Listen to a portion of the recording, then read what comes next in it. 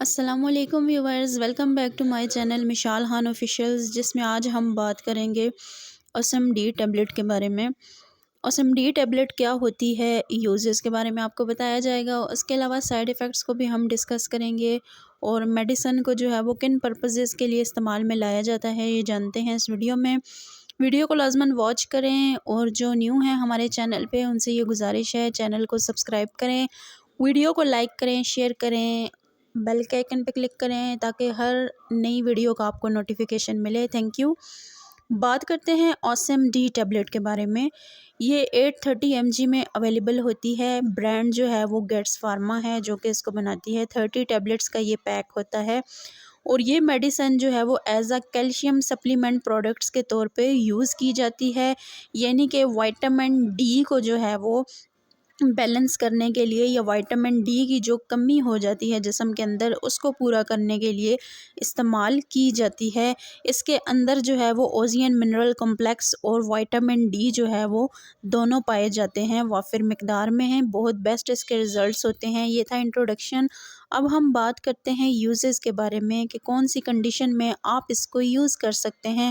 تو یہ میڈیسن جو ہے وہ ایسے مریضوں میں استعمال کی جاتی ہے جن کو جو ہے وہ سیریس بونز کے ایشوز ہوتے ہیں، یعنی ہڈیوں کے مرض جن کو لاحق ہوتے ہیں، یا جن کو وائٹامن ڈی کی جو ہے وہ کمی ہوتی ہے۔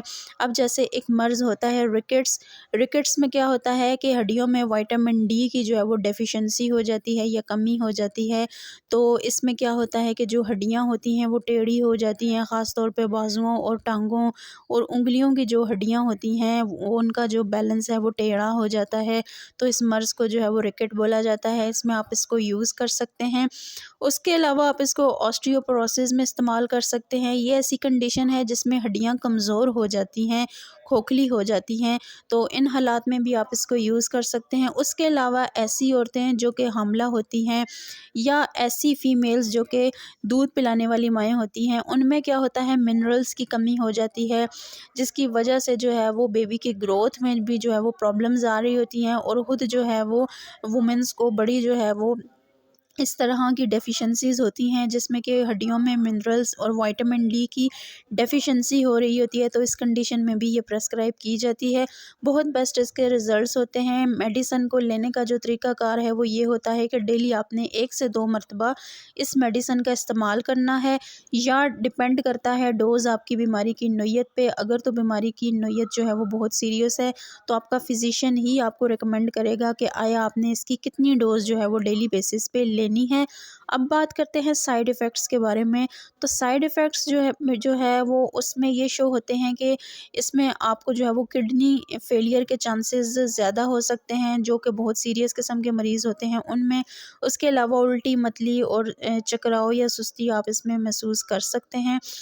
کنٹرا انڈیکیشنز میں یہ ہے کہ اگر آپ جو ہے وہ بہت زیادہ سینسٹیو ہیں، یا آلریڈی بھی آپ جو ہے وہ منرلز یا وائٹامنز انٹیک کر رہے ہیں، یا آپ کسی سیریس قسم کے مرض میں مبتلا ہیں، یا آپ جو ہے وہ پریگننٹ ہیں، یا آپ لیکٹیشن پہ ہیں، یا آپ کو جو ہے وہ کڈنی ایشوز ہیں، تو ان کنڈیشن میں اس میڈیسن کا استعمال کرنے سے پہلے اپنے ڈاکٹر سے لازماً مشورہ کر لیں۔ اور ہماری انفارمیشن پسند آئی ہو تو چینل